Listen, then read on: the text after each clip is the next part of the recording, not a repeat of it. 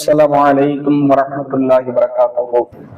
கண்ணியமிக்க எல்லாம் வல்ல அல்லாஹ்வின் அடியார்களே, அன்பார்ந்த சகோதர சகோதரிகளே, பெரியவர்களே, தாய்மார்களே, மறுமையில் மனிதனின் நிலை என்னும் தலைப்பில் இரவு தொழுகையை தொழுதுவிட்டு தினந்தோறும் நாம் பார்த்து வருகிறோம்.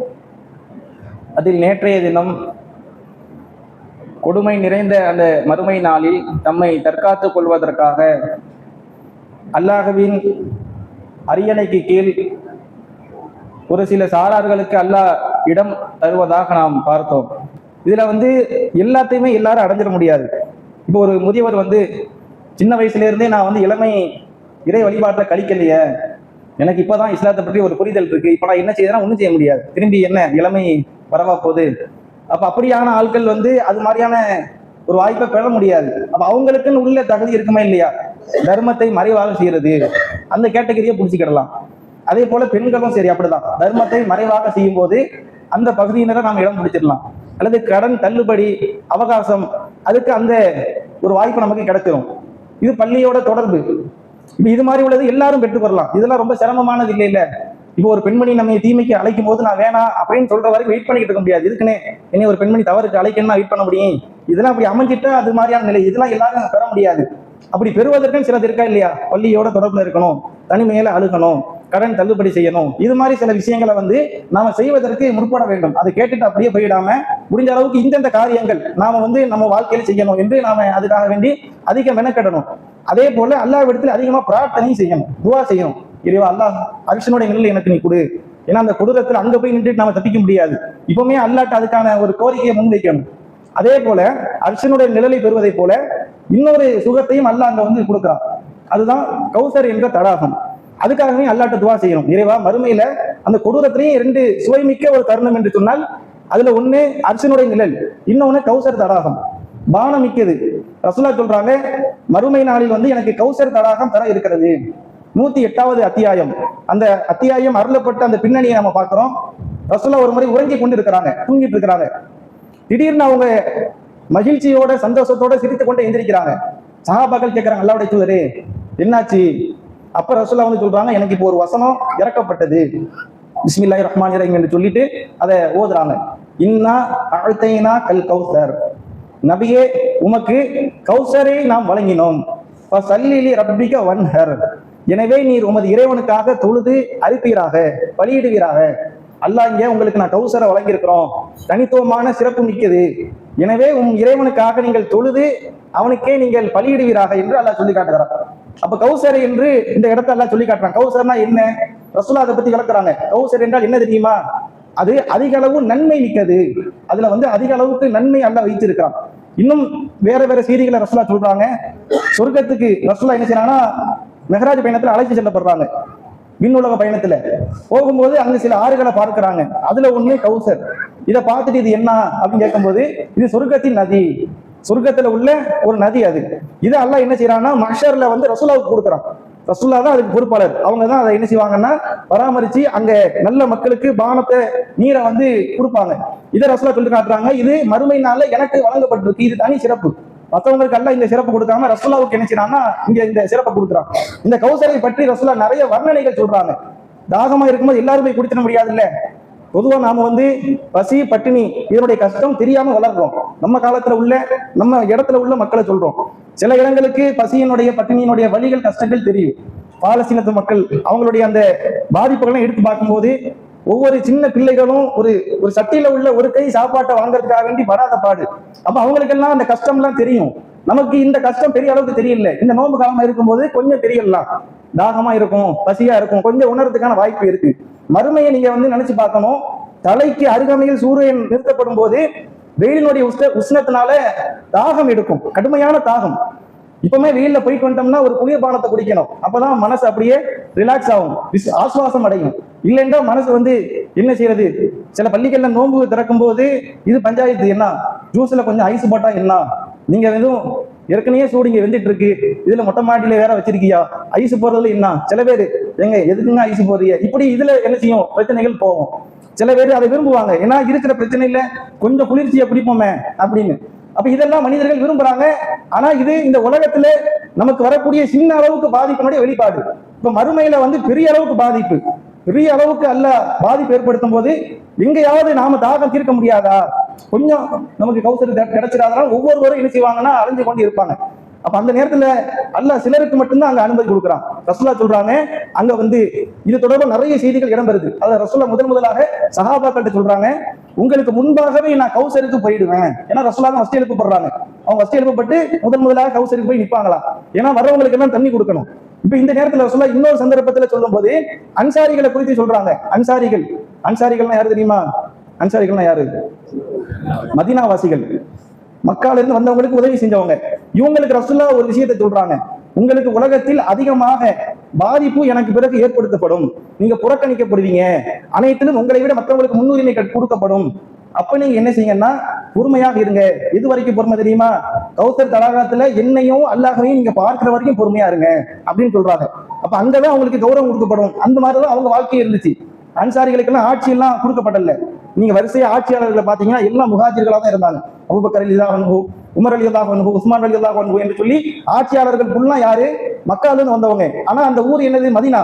மதீனால வேற ஒரு ஆளுக்கு ஆட்சி செய்யறாங்க. இன்னைக்கு நம்ம தமிழகத்துல தமிழ்நாட்டுல தமிழர் தான் ஆளணும், வேற ஆளுக்கு ஆடுறது விரிந்த அளவுக்கு பஞ்சாயத்தை போயிட்டு இருக்கு பாருங்க. அப்ப இப்படி இருக்கும்போது அந்த அன்சாரிகள் என்ன விட்டு கொடுத்தாங்க. அல்லாவுடைய இந்த வார்த்தைக்காக, அல்லாவுடைய தூதருடைய வார்த்தைக்காக வந்து தனக்கு வரக்கூடிய அனைத்து விஷயங்களும் விட்டு கொடுத்தாங்க. அப்ப அதையும் அல்லாஹ் எடுத்து சொல்றாங்க, கௌசர்ல நீங்க பாப்பீங்க, அங்க நான் உங்களுக்கு காத்து கொண்டிருப்பேன், உங்களை நான் எதிர்பார்த்திருப்பேன் இந்த பானத்தை போட்டுவதற்காக என்று சொல்லி அல்லாஹ்வுடைய தூதர் அதை சொல்றதை பார்க்கிறோம். இப்ப அந்த கௌசர்னுடைய வர்ணனையை சொல்றாங்க ரசூல்லா. கௌசர்னா என்ன, அது எப்படி இருக்கும் என்று. அது வந்து அதனுடைய அகலத்தை சொல்லும் போது 1 மாத கால பயண தொலைவுக்கு இருக்கும். அதனுடைய அகலம் வந்து 1 மாத கால பயண தொலைவு. 1 மாசம் பயணம் செஞ்சுட்டே இருந்தோம்னா எவ்வளவு தொலைவு வருமோ அது போல அதனுடைய அகலம் இருக்கும் என்று ரசூலா சொல்றதை பார்க்கிறோம். அதே போல இன்னொரு செய்தியில சொல்லும் போது, யமனில் உள்ள சன்ஆ என்ற நாட்டிற்கும் ஷாம் என்ற நாட்டை சார்ந்த அதுக்கு பக்கத்துல உள்ள ஐலா என்ற நாட்டிற்கும் இடையில் உள்ள தூரம் கிட்டத்தட்ட இன்றைய அளவு நம்ம எடுத்து பார்த்தோம்னா ஒரு 1200 இருந்து 1500 கிலோமீட்டர். அவ்வளவு தொலைவுக்கு என்ன செய்யும்னா அந்த கௌசருடைய அந்த நீர் தேக்கம் இருக்கும். இப்ப இதுல இருக்கக்கூடிய ஒவ்வொரு பொருளையும் ரசூலா வர்ணிக்கிறாங்க. அதுல வந்து அதனுடைய ஓர பகுதியில நீங்க பாத்தீங்கன்னா சில குவளைகள் இருக்கும். அதுல தண்ணீர் மோண்டு குடிக்கிறதுக்காக, எடுத்து குடிக்கிறதுக்காக வேண்டி குவளைகள் மாதிரியாக இருக்கும், பூஜாக்கள். அது எப்படி இருக்குன்னா முத்துக்களான துளையுள்ள பூஜாக்கள். அது முத்து மாதிரியான குவளைகள், முத்து உடையது. இப்ப நாம வந்து சில்வர்ல குடிப்போம், பிளாஸ்டிக்ல, பேப்பர்ல இப்பெல்லாம் குடிக்கிறோமா இல்லையா? அங்க என்ன முத்துக்களான பூஜாக்கள் இருக்குமா, துளை உள்ள பூஜாக்கள். அது எவ்வளவு இருக்கும்? மேகம் இல்லாத ஒரு நிலையில் நீங்கள் வானில் நட்சத்திரத்தை பார்க்கும்போது எவ்வளவு நட்சத்திரங்கள் இருக்கு. சில நேரங்கள் நட்சத்திரம் ஒழுங்கா தெரியாது, சில நேரம் பார்த்தோம்னா வான் முழுவதும் நட்சத்திரமாக நிரப்பப்பட்டிருக்கும். இது மாதிரியாக நீங்கள் வந்து அந்த கௌசர் தடாகத்துல நட்சத்திரத்தை போன்ற அந்த பூஜாக்களை, அந்த கோலைகளை, தண்ணி பானம் குடிக்கக்கூடிய அந்த பொருளை நீங்க பாப்பீங்க. அந்த அளவுக்கு நிரப்பப்பட்டதாக அந்த கௌசர் தடாகம் இருக்கும் என்று சொல்லி அதையும் ரசூலா சொல்றாங்க. அதை சொல்லிட்டு அடுத்ததாக அதனுடைய சுவையை பற்றி சொல்றாங்க. அது எந்த அளவுக்கு சுவையானது என்று சொன்னால், பாலை விட வெண்மையானது. சில அறிவிப்புகள் மாறி மாறி வருது, பாலை விட வெண்மையானது, வெள்ளியை விட வெண்மையானது, இது மாதிரியாக சில செய்திகள் வருது. பாலை விட வெண்மையானது வச்சுக்கோங்க, இருக்கிறதே நம்ம வெள்ளைக்கு ஒரு அடையாளப்படுத்துறது வந்து பாலைன்னு சொல்லுவோம்.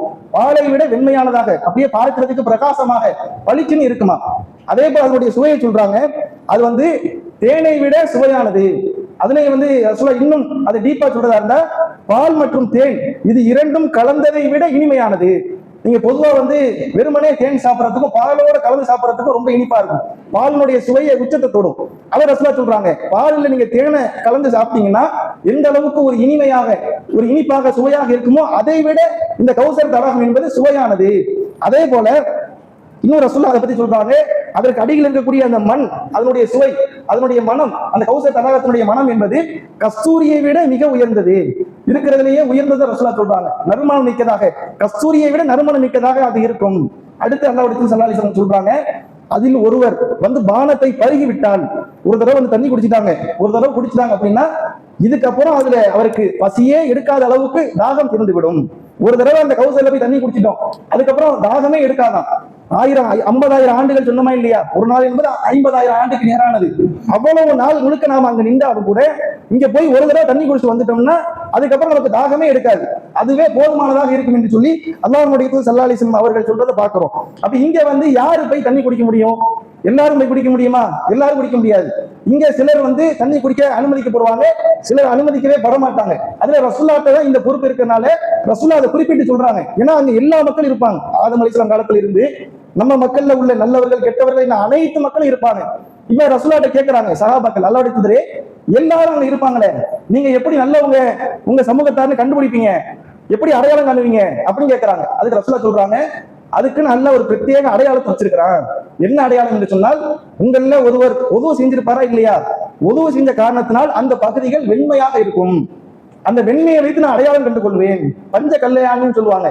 அது ஒரு மாடு இருக்குன்னா, ஒரு கருப்பு மாடுன்னு வச்சுக்கிறீங்க, அதுக்கு இன்னும் 4 காலும் வெள்ளையா இருக்கும், மூஞ்சி மட்டும் வெள்ளையா இருக்கும். இப்ப அந்த மாடு எல்லா மாடுமே தனித்துவமா தெரியும்.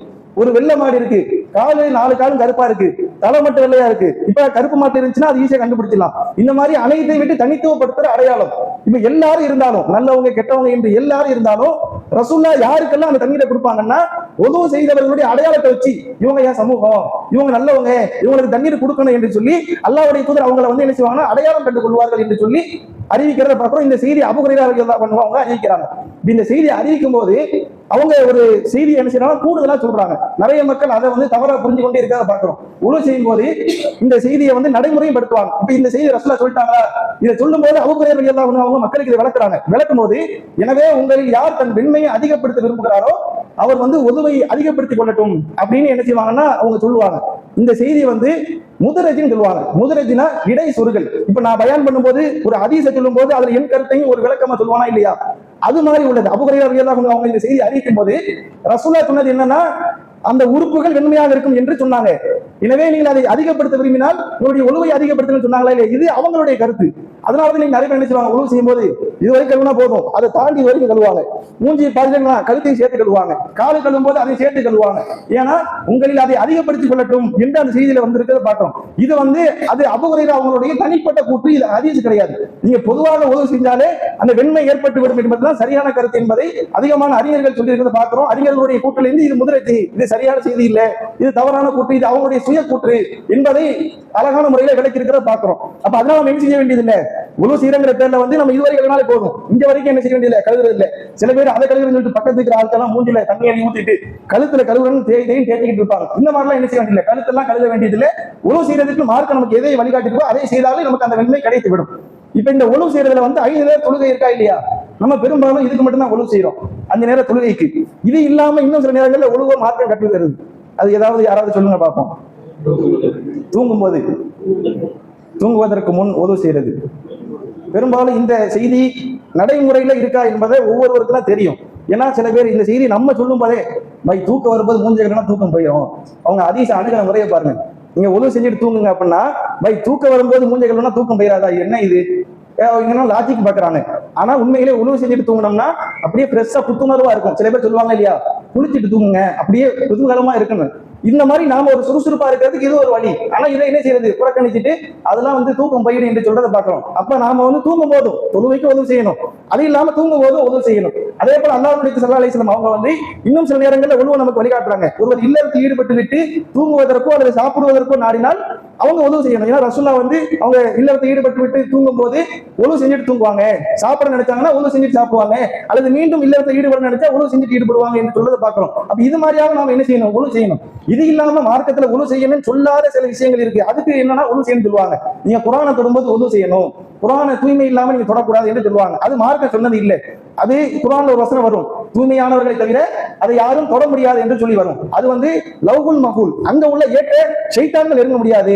மாணவர்கள் தான் அங்க இருந்து செய்தியை கொண்டு வந்து மக்களுக்கு கொடுக்குறாங்க, ஷைத்தான் போய் அதை நெருங்க முடியாது என்று சொல்லி தான் அல்லாஹ் சொல்றானே தவிர உணவு இல்லாதவங்க தொடக்கூடாது என்று சொல்லல. இன்னைக்கு இதை வச்சு நினைச்சுவாங்க, காபிர்கள் என்ன குர்ஆனை தொடக்கூடாது, காபிர்கள்ட்ட போய் குர்ஆனை கொடுத்தோம்னா கொடுக்க கூடாதுன்னு சொல்லிடுவாங்க. அப்படி மார்க்கம் சொல்லல. தாராளமா நம்ம என்ன செய்யலாம், குர்ஆனை உது இல்லாமல் தொடரலாம், மாதவிடாய் காலத்திலையும் தொடரலாம். அது மார்க்கம் நமக்கு தடை செய்யவில்லை. அது தொடர்பாக வரக்கூடிய அனைத்து செய்திகளும் பலவீனமான செய்திகள் தானே தவிர சரியான செய்தி இல்லை என்பதையும் இந்த விஷயத்துல வந்து நாம புரிஞ்சு கொள்ளணும். இப்ப இது மாதிரியான ஒரு தோற்றத்தில் உள்ளவங்களுக்கு ரசூலுல்லாஹ் அந்த தண்ணீரை கொடுப்பாங்க. இப்படி கொடுக்கப்படும் போது சிலர் குடிக்கிறதுக்காக வேண்டி வருவாங்களா. இதை ரசூலுல்லாஹ் எப்படி சொல்றாங்கன்னா, அவர்களை நான் அறிந்து கொள்வேன், என்னை அவர்கள் அறிந்து கொள்வார்கள், அவர்களை நான் அறிந்து கொள்வேன், என்னையும் அவங்க அறிந்து கொள்வாங்க அப்படின்னு சொல்றாங்க.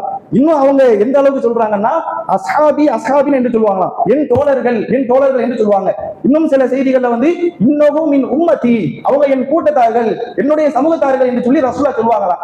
அப்ப அல்லாஹ் என்ன செய்வானா, இல்ல அப்படின்னு சிலர் தடுப்பானா. சிலர் தண்ணீர் குடிக்க வரும்போது, ஏன்னா அந்த பிரகாசம் இருந்தாலும் தண்ணீர் குடிக்க வரணும். அப்ப அந்த பிரகாசத்தை எல்லாம் பார்த்துதான் இவங்க வந்து என்ன செய்யறாங்க, ரசூலா என் கூட்டம் எல்லாம் அறிஞ்சுக்கிறாங்க. ஆனாலும் கூட அல்லாஹ்வுடைய தூதர் சொல்லியும் மாணவர்கள் தடுப்பாங்களாம் சிலரை. அல்லாஹ் வந்து குடிக்க கூடாது தடை விதிச்சிருவானா. ரசூலா அதுக்கு உதாரணம் சொல்லும் போது, இப்ப நம்முடைய ஒட்டகத்துல வேற ஒரு ஒட்டகம் வந்து நம்முடைய உணவு சாப்பிடணும், எப்படி அதை பத்தி விடுவோம்? இந்த மாதிரியா அந்த கூட்டத்தில் உள்ள சிலரை மாணவர்கள் பத்தி விடுவாங்க, விரட்டி விடுவார்கள் என்றெல்லாம் செய்தி பார்க்குது. அவங்க யாரு? ரசூலா அஸ்ஹாபி என் உம்மத்து என்று சொல்லும் போது அவங்களுக்கு பதில் சொல்லப்படும், மா துரீது, நீங்க அறிய மாட்டீங்க. எதை அறிய மாட்டீங்க? அபஅஸ பஅதக, உங்களுக்கு பின்னால் இவர்கள் புதிதாக உருவாக்கி விட்டார்கள், அது உங்களுக்கு தெரியாது. நீங்க வாழும்போது நல்லபடியா இருந்துக்கிறாங்க, நீங்க வாழும்போது உங்க தோழர்கள் தான், உங்க சமூகம் தான், ஆனா உங்களுக்கு பின்னாடி உங்க சில விஷயங்களை புதிதாக உருவாக்கி விட்டார்கள் என்று சொல்றதை பார்க்கிறோம். இன்னும் சில செய்திகள்ல வந்து அவங்க இஸ்லாத்தை விட்டு மதம் மாறி போயிட்டாங்க, இப்படி போனவர்களுக்கு அங்க இடம் கிடையாது என்று சொல்லி தடுக்கிறத பார்க்கிறோம். அப்ப மார்க்கத்தில் ஒருவர் புதிதாக ஒன்றை உருவாக்கி விட்டார், மார்க்கத்தில் இல்லாததை அவர் செய்து விட்டார் என்று சொன்னால் அவர் வந்து இந்த ஹவுலல் கௌசல்ல தண்ணி குடிக்க முடியாது. அல்லாஹ் என்ன செஞ்சிருவான், விரட்டி விட்டுருவான். இவங்க பிதாத்துவாதிகளுக்கு இங்க இடம் கிடையாது, இவங்க மார்க்கத்தை விட்டு மதம் மாறி போனவங்க. அப்ப ரசூலா காலத்துல நல்லவங்களா இருந்தவங்க பிற்காலத்தை மாறி போயிருக்காங்கிறத பாக்குறோம். இது மாதிரி நிறைய பேர் பழைய கொள்கைக்கு மீண்டும் போயிட்டாங்க. அப்ப இப்படி உள்ளவங்க எல்லாம் அல்லாஹ் என்ன செஞ்சிருவான், தடுத்துருவான். அதே போல அல்லாஹ்வுக்கு இணை வைத்தவர்கள், குற்றவாளிகள், இவங்களும் அந்த இடத்துல அணுக முடியாது என்பதை இது போன்ற நபிமொழிகளிலிருந்து நாம் பார்க்க முடிகிறது. அப்ப இந்த ஹவுலுல் கௌசர் என்று சொல்லக்கூடிய தடாகத்தை, தண்ணீர் பருகக்கூடிய ஒரு வாய்ப்பை வல்ல இறைவன் நமக்கு வழங்க வேண்டும் என்று சொன்னால் புதியதாக உருவாக்கப்பட்ட அனைத்தையும் நாம் புறக்கணிக்க வேண்டும். அல்லாஹ்வுடைய தூதரை மட்டும் பின்பற்ற வேண்டும். அதே போல அதில் நாம் தண்ணீர் குடிப்பதற்கு அதிகமாக அல்லாஹ்விடத்தில் பிரார்த்தனை செய்ய வேண்டும். அந்த வாய்ப்பை வல்ல இறைவன் நமக்கு இன்ஷா அல்லாஹ் வழங்குவான். அதை நாம் புரிந்து நம் வாழ்க்கையை செயல்படுத்துவோமாக. இன்ஷா அல்லாஹ் இனி வரக்கூடிய மற்ற நாட்களில் மற்ற செய்திகளை தொடர்ந்து அறிவோம் என்று கூறி இந்த உரையை முடித்துக் கொள்கிறேன். அஸ்ஸலாமு அலைக்கும் வரஹ்மத்துல்லாஹி வபரகாத்துஹு.